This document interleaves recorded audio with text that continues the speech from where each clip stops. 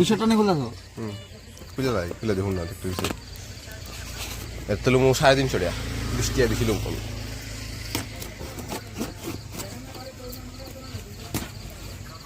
35 বার হ্যাঁ দাঁড়িয়ে সেভ করে গেল দাম উঠবো